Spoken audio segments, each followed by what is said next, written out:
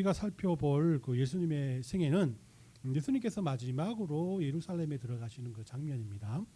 예수님께서 예루살렘에 올라가시는 이유는 이제 곧 그 유월절이기 때문인데요. 유월절에는 이스라엘 모든 성인 남자들이 예루살렘에 모여서 성전에서 예배를 드려야 했기 때문이라고 할 수 있습니다.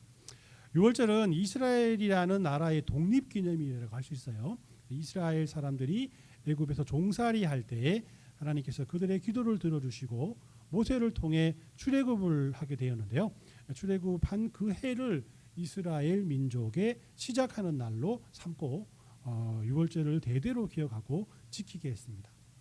그래서 이스라엘 백성들은 유월절에 예루살렘 성전에서 하나님께 제사 드리며 지난 한 해 동안의 이스라엘 백성들의 죄를 회개하고 또 다가올 한 해를 하나님께 지켜달라고 기도하며 또 간절히 바라는 그런 그 날이 바로 유월절이라고 할 수 있습니다. 예수님께서 유월절을 맞아서 예루살렘에 들어가신 것은 유월절에 이스라엘 백성들을 위해 제사를 드릴 때 바쳐질 유월절 어린 양처럼 자신이 십자가의 고난을 통해서 온 인류를 구원하실 희생의 어린 양이 되시기 위함이었다라고 우리는 알고 있습니다. 자, 오늘 말씀은 총 세 가지의 사건으로 구성되어 있는데 첫 번째는 이 베박이라는 마을에서 예수님이 나귀를 타고 예루살렘으로 들어가시는 사건이고요.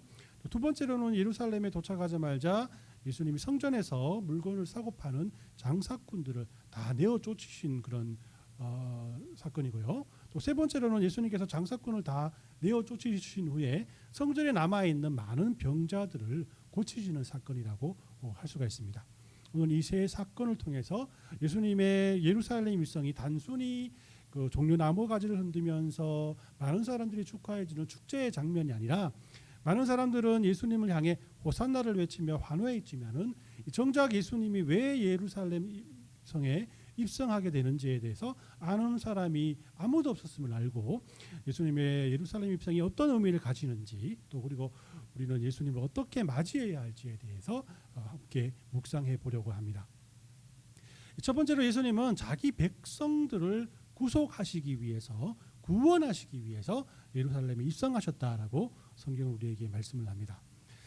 예수님은 갈람산에서 가장 가까운 그 벳바게라는 곳에서 제자들에게 나귀와 나귀 새끼를 끌고 오라고 말씀을 하세요. 벳바게는 예루살렘 성에서 2km 정도 떨어진 작은 마을이라고 할 수 있는데요. 예수님께서 벳바게로부터 예루살렘 성에 들어갈 준비를 하셨다라고 우리는 알 수 있습니다. 예수님은 사람들을 먹이시고 또 그들의 병을 고쳐주시고 그들의 어려움을 해결해 주셨기 때문에 예수님이 가시는 곳마다 많은 사람들이 예수님을 따라다녔다는 것을 우리는 성경을 통해서 잘 알 수가 있죠. 자, 그래서 예수님께서 예루살렘 성으로 들어간다는 소식은 예수님을 따르던 많은 사람들에게는 기쁜 소식이었다고 할 수가 있습니다. 병을 고치는 능력을 가진 예수님께서 사람을 살리시는 능력을 가진 예수님께서 예루살렘 성으로 들어가신다는 것은 곧 뭐 정권이 바뀌거나 세상이 바뀐다는 또 좋은 소식 아니겠습니까? 그러나 이 당시 기득권을 가진 왕이나 귀족들이나 이 종교 지도자들에게는 곧 자신에게 도전하는 폭도들이 예루살렘 성에 들어오는 것이기 때문에 아주 나쁜 소식이었다라고도 할 수 있습니다.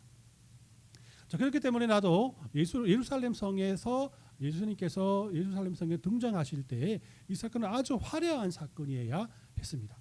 예수님을 따르는 사람들이 예수님을 백마에 태우고 많은 사람들이 예수님께 환호하는 그런 퍼레이드가 되어야 했지 않겠습니까? 하지만 예수님의 생각은 그들과 전혀 달랐습니다. 예수님께서 제자들에게 예루살렘 성에 들어가기 위해서 어떤 것을 준비시키는지를 알면 우리가 예수님의 그 의도를 잘 알 수가 있죠. 2절 말씀을 같이 읽습니다. 시작. 이르시되 너희는 맞은편 마을로 가라. 그리하면 곧 매인 나귀와 나귀 새끼가 함께 있는 것을 보리니 풀어 내게로 끌고 오라라고 말씀을 하시죠. 예수님은 이 나귀 새끼를 타고 예루살렘으로 들어가시겠다라고 제자들에게 말씀하고 있는 겁니다. 그러면 예수님은 왜 백마를 타고 화려하게 예루살렘 성에 들어가지 않고 왜 나귀 새끼를 타고 들어가려고 하는 것일까요? 이 성경은 이런 예수님의 행동을 이 구약의 예언을 이루기 위함이었다라고 그 말씀을 합니다. 구약의 스가랴 9장 9절에 보면은 이렇게 메시아를 설명하고 있죠. 같이 읽습니다. 시작. 보라, 내 왕이 내게 임하시리니 그는 공의로우시며 구원을 베푸시며 겸손하여 나귀를 타나니 나귀의 작은 것 곧 나귀 새끼니라라고 말씀을 합니다. 예수님은 혁명을 일으키기 위해서 세상을 바꾸기 위해서 예루살렘 성에 들어가는 것이 아니었다라고 말씀을 하는 겁니다. 곧 평화의 왕으로서 예루살렘에 입성하는 것이고 이는 십자가를 통해 자기 백성들을 구속하시는 사명을 완수하시기 위해서 그 땅에 들어가게 된다라는 것을 우리에게 말씀하고 있는 거예요. 그렇기 때문에 예수님은 스가랴의 예언처럼 공의로우며 구원을 베푸며 겸손하게 나귀를 타고 예루살렘 성으로 향하게 된 것이란 겁니다. 예수님은 나귀 새끼를 타고 벳바게에서 예루살렘 성 입구까지 한 2km 정도를 그 새끼 나귀를 타고 가시게 되었습니다. 이 어른이 어린 나귀 새끼를 타는 모습이 좀 이렇게 우습기도 합니다, 그죠? 예수님의 다리는 땅에 끌렸을 것이고 그런 무거운 그런 성인을 등에 태우고 가는 나귀 새끼는 굉장히 힘들어했지 않을까 이런 생각도 들어집니다. 하지만 예루살렘 성 입구에 도착했을 때 많은 사람들이 예수님을 위해 자신의 옷을 바닥에 깔고 또 종려나무를 흔들면서 어떻게 예수님을 환영합니까? 호산나 다윗의 자손이여라고 외치며 예수님을 환영하는 겁니다. 호산나라는 뜻은 여러분 잘 알듯이 우리를 구원하소서라는 뜻을 가지고 있지 않습니까? 자, 이 외침이 왜 이런 외침이 예수님을 향해서 선포되었는가? 시편 118편 25절 26절 말씀을 보면 잘 알 수가 있죠. 같이 읽습니다. 시작. 여호와여 구하옵나니 이제 구원하소서. 여호와여 우리가 구하옵나니 이제 형통하게 하소서.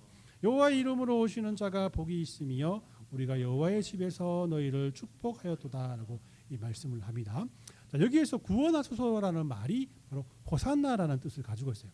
예수님이 이제 로마 사람들의 압제에서 우리를 구원해 주시옵소서, 헤로드 왕의 폭정에서 우리를 구원해 주시옵소서, 세상을 따라가는 이 종교 지도자들에게서 우리를 구원해 주시옵소서라고 예수님께 환호했다라는 것입니다. 자, 어떤 면에서 이 외침은 단순한 환호가 아니라 우리를 구원하소서라는 그들의 간절한 기도일 수도 있습니다. 하지만 그들이 원했던 구원은 바로 정치적이고 종교적이고 또 종교적인 압제 속에서의 해방이었고 실제적으로 예수님이 이루려는 구원은 이 죄와 사망에서의 해방이었다라고 할 수 있을 때 이 사람의 바램과 예수님의 바램은 전혀 다른 것이었다라고 할 수가 있죠.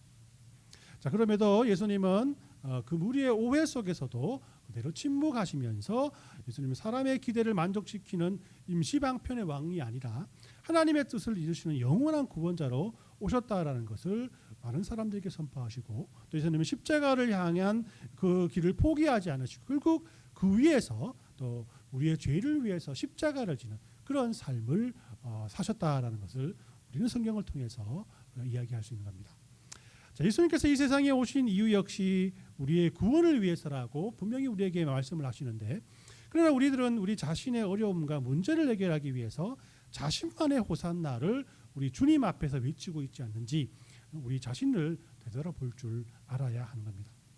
예수님은 우리의 필요를 채우시기 위해서 이 땅에 오신 것이 아니죠. 세상의 공의와 정의를 세우기 위해서 이 땅에 오신 것이 아니라는 겁니다. 부자들의 횡포에 힘들어하는 가난한 사람들을 위해서 독재자들에게 희생당하는 백성들을 위해서만 이 땅에 오신 것이 아니다라는 것입니다. 예수님이 이런 세상의 모순된 사건들을 모두 해결할 수 있는 방법을 일일이 바꾸시는 방법을 잘 알고 계신 분이시기도 하지만 그보다도 더 근본적인 것을 해결하기 위해서 이 땅에 오셨다는 것입니다. 그것이 바로 우리의 구원을 위한 것이라고 성경은 우리에게 말씀하고 있는 거예요. 죄송합니다. 자, 이번 어머니 학교 때 강사님께서 말씀하신 예아라고 저에게 와이프가 아내가 저에게 말해준 비유가 있어서 여기 여러분들에게 이렇게 말씀을 드립니다. 자, 여러분들이 뱀에 물렸을 때 여러분들은 자기를 문 뱀을 먼저 찾아가서 찾으려고 먼저 뱀을 찾겠습니까? 아니면 뱀에 물린 부분을 소독하고 독이 퍼지지 않게 응급처치를 먼저 하시겠습니까? 뱀을 찾으시겠습니까? 이거 막 뱀 찾아다닙니까? 뱀이야. 당연하죠. 여러분들 응급처치를 먼저 해야 여러분들이 살아날 수 있는 겁니다. 우리의 죄가 더 이상 퍼져나가지 않게 하는 것이 더 중요하지 않겠습니까? 이 세상 사람들이 하나하나가 이렇게 예수님을 통해서 구원받고 변화를 받으면 이 세상이 천국이 된다는 것이죠. 모든 문제가 해결되는 겁니다. 부자와 가난한 사람의 차이가 없고 전쟁이 사라지고 창과 칼이 농사를 짓는 쟁기로 바뀐다고 성경은 우리에게 말씀하고 있지 않습니까? 벙커를 짓기 위해서 두꺼운 벽을 쌓는 것이 아니라 그 벽을 가지고 집을 짓는 벽돌로 만들어 버리는 것. 이것이 바로 하나님께서 우리에게 베푸신 구원을 통해서 이루어 줄 수 있다는 것이. 그러나 사람들은 자기를 문 뱀을 찾으려다가 독이 몸에 퍼져서 서서히 죽어가는 것을 잊어버리곤 한다라는 것입니다. 이처럼 예수님의 예루살렘 입성은 많은 사람들 각자의 소원을 이루는 호산나가 아니라 근본적인 문제를 해결할 구원에 대한 호산나였음을 우리는 본문을 통해서 깨달을 줄 알아야 합니다. 두 번째로 예수님은 참된 예배를 회복시키기 위해서 예루살렘으로 입성하셨다라고 본문은 우리에게 말씀을 합니다. 구약시대 때 성막을 유지하기 위해서 또 20세 이상의 이스라엘 백성들은 일정한 수의 성전세를 냈어야 했어요. 보통은 당시 노동자의 이틀치의 임금에 해당되는 반세기를 냈습니다. 그런데 성전세는 일반 시장에서 유통되는 그런 로마인들의 그런 그 세겔이 아니라 성전에 사용하는 선정용 세겔로 바꾸어 내야 했습니다. 그래서 성전에 예배하러 오는 사람들의 돈을 선정용 또 이렇게 세겔로 바꾸어 주는 사람들이 생겨나게 되었는데 이 환정상들은 터무니없는 수수료를 또 받아내면서 돈을 벌었고 그 환정상 뒤에는 항상 이 당연하게도 제사장들이 있었다라고 교회사가들은 이렇게 말하고 있습니다. 또한 성전 안에는 짐승을 파는 상인들도 많이 있었는데요. 성전에 제사를 드리기 위해서 제물을 가지고 또 성전에 가야 되지 않겠습니까? 그 제물은 흠이 없는 양이나 소여야 한다라고 성경이 말합니다. 제사에 대한 제도가 생기던 초창기에는 자신들이 기르던 가축 중에서 흠이 없는 가축들을 예루살렘까지 데리고 와서 제사를 드렸지만 예루살렘에서부터 먼 거리에 있는 지방 사람들은 가축을 데리고 예루살렘을 향하는 여행이 매우 불편했다고 할 수가 있지 않습니까? 자, 그래서 데리고 온 가축들은 또 제사장들이 검사해서 율법에 맞는 제물인지를 판별해야 했기 때문에 후대에 가면은 이런 어려움을 없애기 위해서 성전 앞에 제물을 파는 상인들이 생겼고 또 검사관들이 제물을 파는 상인들과 짜고 상인들에게서 산 제물만 합격 판정을 내리곤 했다라는 것이에요. 그래서 성전에 제사를 드리러 온 사람들은 아예 집에서 가축을 가지고 오지 않고 성전 안에서 파는 짐승만을 살 수밖에 없게 되었던 것이에요.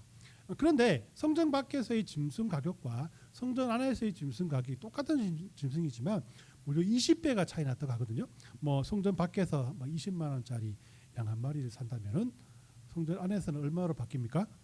20배니까 400만 원짜리가 된다라는 거죠. 예수님은 이런 그 성전에서 매매하는 자들을 쫓아내시고 돈 바꾸는 자들의 상과 비둘기 파는 사람들의 의자를 둘러 엎으십니다. 그 이유는 하나님의 집이 장사하는 장소, 즉 개인의 이익을 추구하는 장소로 변질되었기 때문이라고 할 수 있는 거예요. 예수님은 성전은 하나님의 집이며 또 만민이 기도하는 집이 되어야 한다고 우리에게 말씀을 합니다. 이것은 단지 이 교회의 건물을 정결하게 하기 위한 것이 아니라 예배의 본질을 회복시키는 행동이라고 할 수가 있어요. 예수님은 겉으로 보기에 경건해 보이는 제사와 이 종교 행위가 아니라 하나님을 향한 참된 마음, 진정한 예배를 지금 요구하고 계시다라는 것입니다.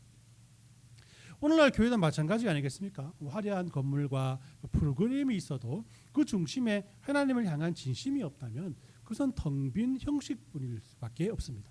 아무리 작고 그 허름한 교회일지라도 모든 성도들에게 하나님을 향한 진심이 있다면 그 교회야말로 하나님이 기뻐하시고 성령께서 충만하신 믿음의 교회라고 할 수가 있는 거예요.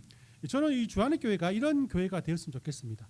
모든 성도들이 하나님을 생각하고 또 하나님에 대한 관심을 가지고 하나님을 알기 위해서 열정을 가지고 거기에 맞게 간절히 하나님 앞에 기도하며 말씀을 간구하는 그런 이 성도들이 되었으면 좋겠습니다. 여러분들이 이런 성도가 될 때, 제가 그런 성도들 양육하는 목사가 될 때 저는 아무것도 여러분에게 바라는 것이 없습니다. 여러분들, 예수님은 오늘도 이런 우리들의 마음에 들어오시길 원하시고 계십니다. 예수님께서 우리 마음에 들어오시면 우리가 거룩한 성전이 되는 거 아니겠습니까? 그리고 우리가 드리는 예배가 단순한 습관이 아니라 의무가 아니라 진심으로 하나님을 찾는 참된 예배가 되는 것을 여러분들 믿으셔야 합니다. 이 세 번째로 예수님은 연약한 자들의 찬양을 받기 위해 예루살렘 성으로 들어오셨다라고 성경이 우리에게 말씀을 합니다. 이 장사꾼들과 동물들이 성전에서 쫓겨나고 이제 상처받은 자들과 버림받은 자들과 상한 자들이 성전에 들어오기 시작합니다. 눈먼 자들과 다리 저는 자들과 아이들이 예수님의 말씀을 듣고 예수님을 보고 만지기 위해서 텅 빈 그 성전 안에 예수님께로 다가왔던 것이죠. 그리고 예수님은 그들을 모두 안아주시고 그들을 성전 안에서 아이들이 떠드는 모습들을 보고 아이들을 칭찬하셨다라고 성경이 말합니다. 우리 14절부터 16절까지 말씀을 같이 읽습니다. 시작. 맹인과 저는 자들이 성전에서 예수께 나와 고쳐주시니 대제사장들과 서기관들이 예수께서 하시는 이상한 일과 또 성전에서 소리질러 호산나 다윗의 자손이여 하는 어린이들을 보고 노하여 예수께 말하되 그들이 하는 말을 듣느냐. 예수께서 이르시되 그렇다. 어린아이와 젖먹이는 집에서 나오는 찬미를 온전하게 하셨나이다 함을 너희가 읽어본 적이 없느냐 하시고라고 이렇게 말씀을 합니다. 이 당시들은 성전에 가까이 갈 수조차 없던 그런 사람들 아니었겠습니까? 하지만 예수님은 그들을 가까이 하시고 그들을 치유까지 해주십니다. 이때 어린아이들이 호산나 다윗의 자손이여라고 예수님을 찬양하고 또 종교 지도자들은 이 모습을 못마땅하게 생각했습니다. 저는 여러분들이 이 어린아이들이 호산나 다윗의 자손이여라고 예수님을 찬양하는 모습과 이를 비판하는 종교 지도자들의 대조되는 모습을 여러분 살펴보길 원합니다. 자, 예수님께서 성전을 정화시키시고 난 다음 곧바로 그 나오는 그 내용들이 바로 하나님께서 예수님께서 남아 있는 사람들에게 또 찬양을 받고 또 환호를 받는 이 내용들을 성경이 위치시켜 놓은 것은 하나님께서는 제사가 아니라 긍휼을 받으신다는 것을 우리에게 부각시키기 위한 것이라고 할 수가 있어요. 즉 예수님은 하나님께서 받으시는 예배가 황소를 드림보다 나의 연약함을 내어놓고 하나님의 긍휼을 바라는 것임을 우리에게 가르쳐주고 있는 것이라는 겁니다. 하나님의 긍휼을 바라는 마음이란 어떤 마음일까요? 바로 어린아이의 입술에서 나오는 겸손한 마음이고 또 연약함과 부족함이 부끄러움이 되지 않는 순수한 마음이라고 할 수가 있을 것입니다. 이렇게 볼 때 예수님께서 생각하시는 예배라는 것은 하나님 앞에 나올 수 없었던 맹인과 다리 저는 자들과 같은 우리들이 호산나 나를 구원하옵소서라고 구원을 간절히 바라는 사람들이 하나님 앞에 나오는 것을 말하는 것입니다. 하나님 앞에 흠이 없다고 생각하며 당당히 하나님 앞에 나온 것이 아니라 부족하고 연약한 죄인이 하나님께 나와 자신을 구원해달라고 고백하는 것이 바로 예배라라고 우리에게 말씀하고 있는 겁니다.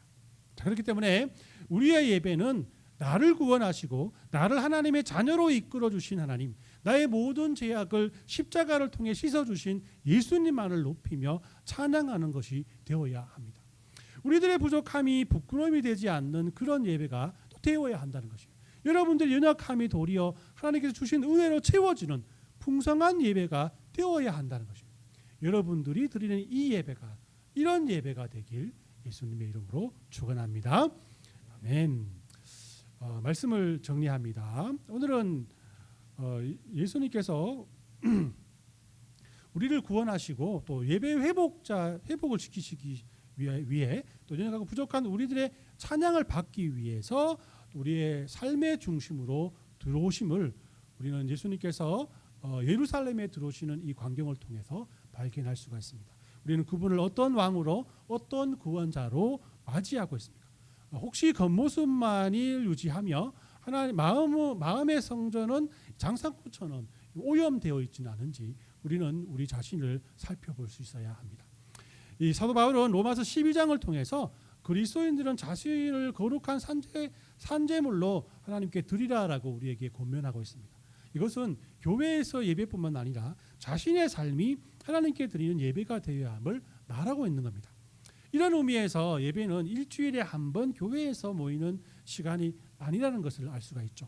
예배는 주중에 각자 흩어져 여러분들의 삶을 살아갈 때에도 바로 분명히 포함되어 있다라고 할 수가 있는 겁니다. 여러분들 한 주간의 삶이 여러분들에게 얼마나 힘들고 고단된 삶입니까? 여러분들 영적 시간을 만들기에 시간도 없고 좀 몸이 피곤하지 않습니까? 하지만 우리는 일상생활 속에서도 하나님께 집중할 수 있는 시간을 만들고 가져야 합니다. 그러나 하루하루 성경을 읽는 시간을 내기가 상당히 힘듭니다. 하루에 한 번씩 밤 시간에 한 주에 한 번씩 밤 시간에 저와 함께 또 제자 훈련과 또 사역 훈련을 위해서 2시간 정도의 시간을 준비하는 건 역시 어렵지 않습니까? 하지만 이런 여러분들의 노력을 하나님께서는 분명히 기뻐하신다는 사실을 여러분 분명히 아시길 바랍니다. 그리고 거기에 맞는 은혜를 주시는 분이 하나님이시라는 것도 분명히 여러분들 기억하셔야 됩니다. 그러기에 하나님께 투자하는 이 모든 시간은 절대로 헛되지 않고 절대로 시간 낭비가 아니라는 사실도 여러분들 분명히 확신할 수 있어야 합니다. 여러분들 저는 주안의 교회의 모든 성도들이 이런 그 삶을 살았으면 좋겠어요.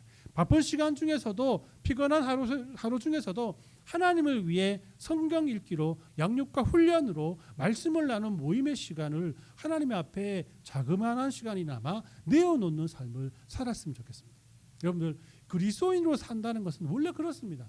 그리스도인으로 산다는 것이 여러분들 굉장히 쉽고 또 여러분들 즐기면서 살아가는 것이 그리스도인으로 사는 삶이 아니라는 것이요.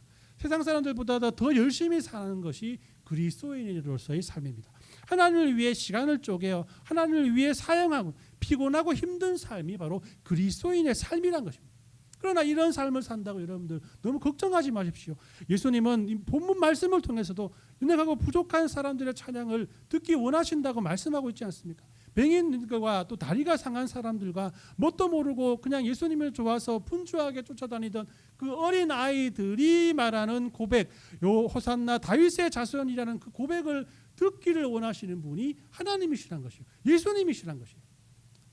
이런 우리를 위해서 고난 받으시기 위해서 예수님께서 예루살렘 성에 입성하셨다라고 본문 우리에게 말씀하고 있습니다. 이번 한 주간은 이 어린아이들처럼 예수님이 좋아서 호산나 다윗의 자손이여 하며 찬송을 드리는 믿음의 한 주간이 되었으면 좋겠습니다. 그리고 연약한 우리들의 기도를 들으시는 우리 예수님께 우리의 부족한 모든 것을 내어놓는 그런 기도로 하나님 앞에 나아가는 저와 여러분들이 되었으면 좋겠습니다. 이런 은혜가 저 여러분들 삶 속에 넘쳐나는 믿음의 한 주간이 되시길 예수님의 이름으로 축원합니다. 아멘.